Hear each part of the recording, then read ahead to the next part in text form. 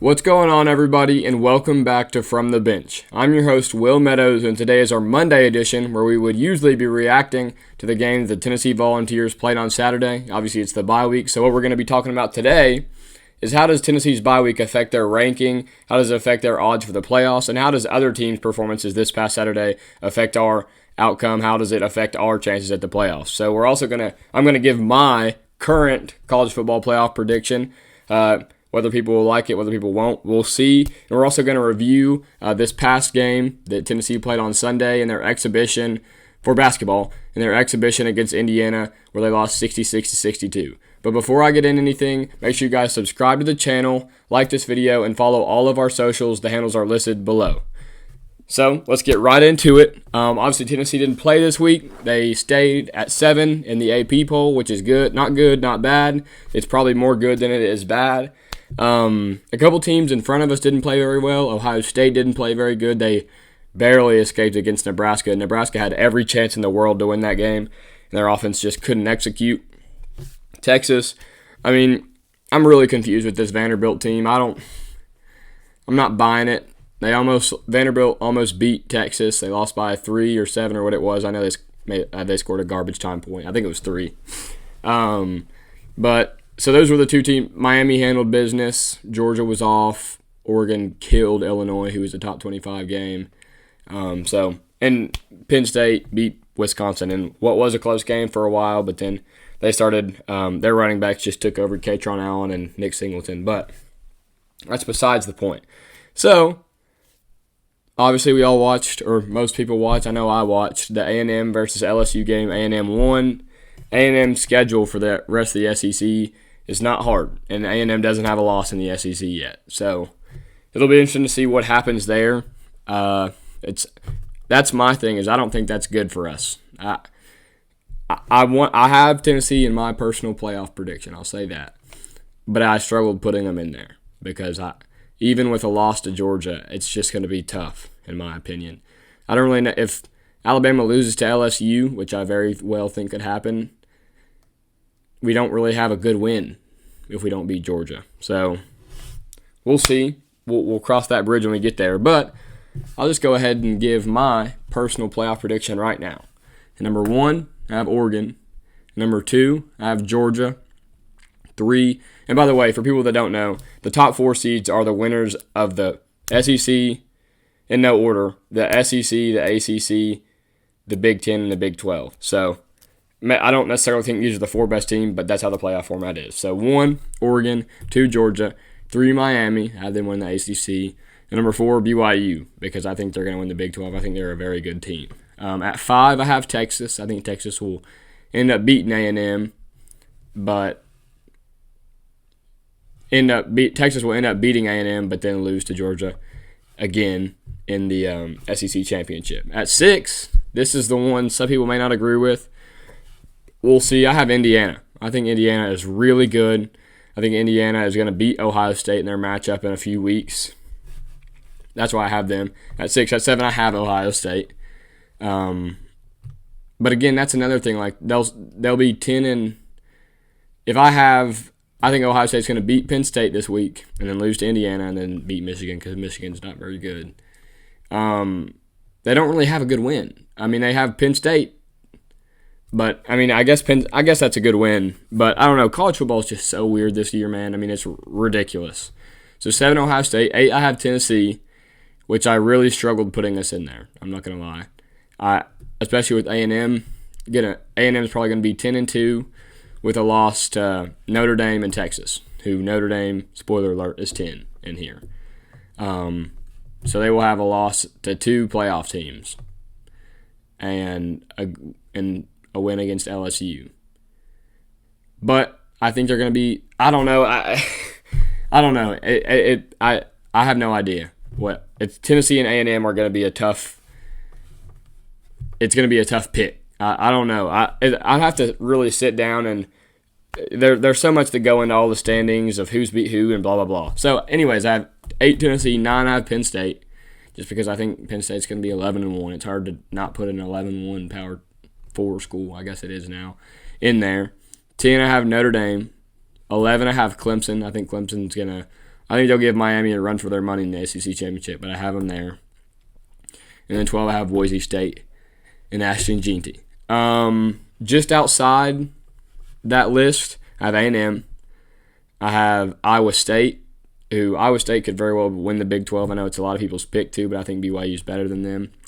And I have Army, which a lot of people may be saying, why Army? Army's really good this year. Their quarterback's good. And that's the group of 5 team that I have just out of it, especially after Navy got killed. Army is the team I have just out of the group of 5 bid, and I have Boise State getting that over them. So that's my prediction.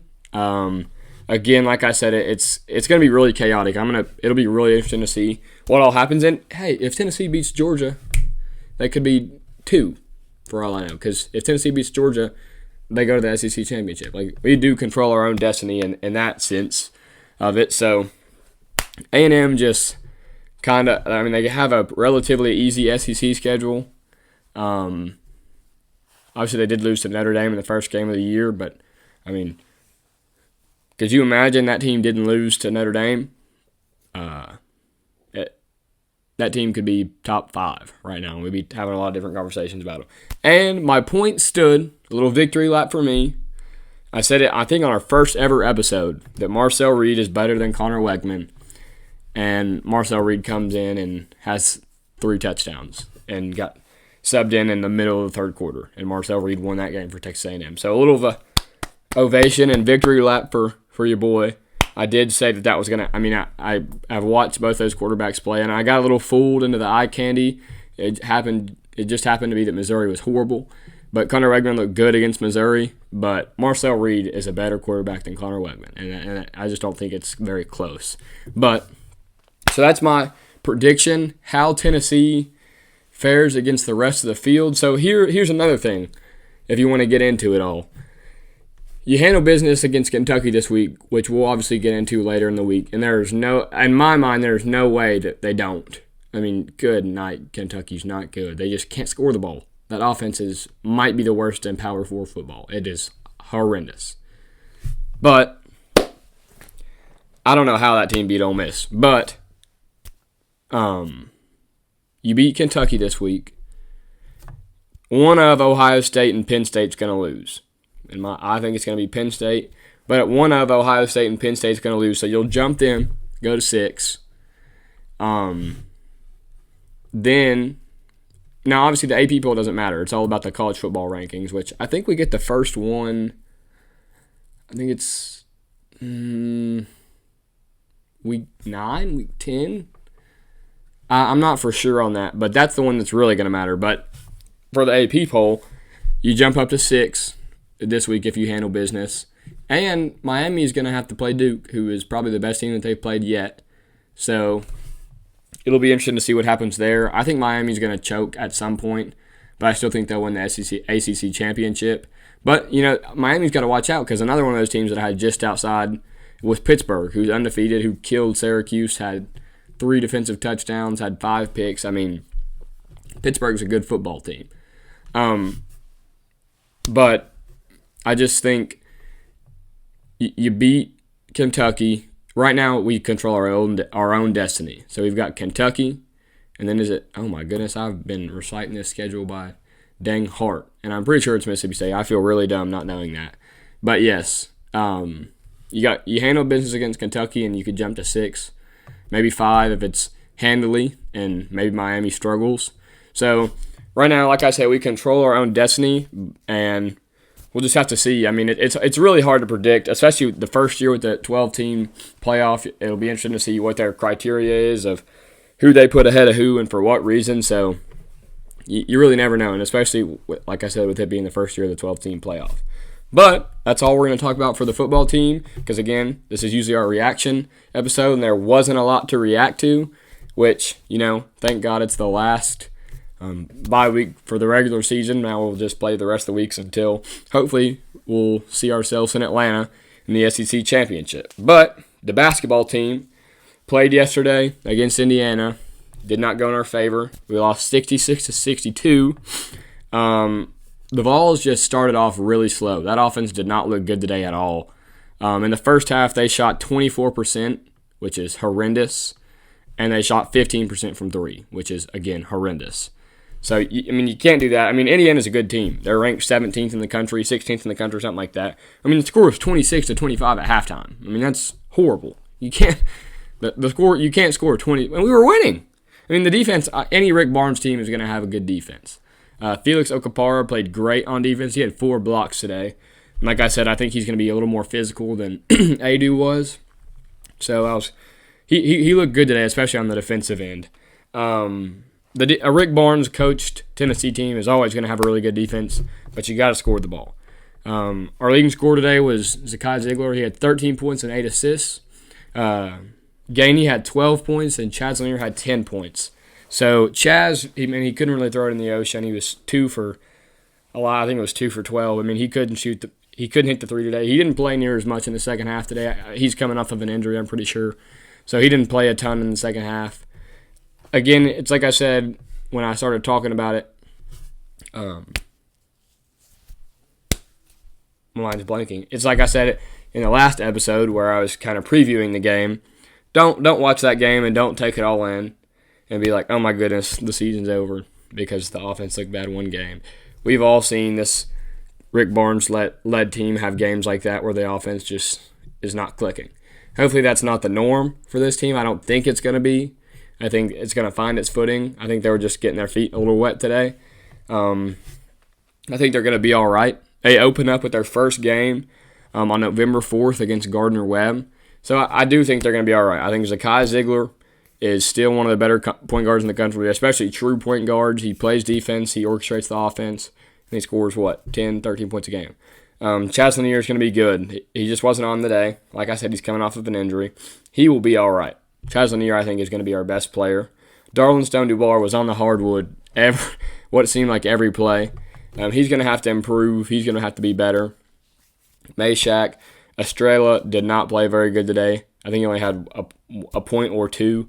Igor looked all right. Like I said, I think the biggest thing that I got out of this game, again, like I said, not reading too much into it, the best thing I saw from this game was Felix Okapara and his presence on the defense as a rim protector. And he's an athletic big who's going to be physical for us all year. So, I think he's going to be really good for us. That's what I was saying last episode, how I think he's going to be a bit of an upgrade from Adu. Just because, like I said, Adu played good against the bad teams, but he lacked physicality and he lacked really want to against the good teams last year, in my opinion. And that's just, again, it's just, like I said, my opinion.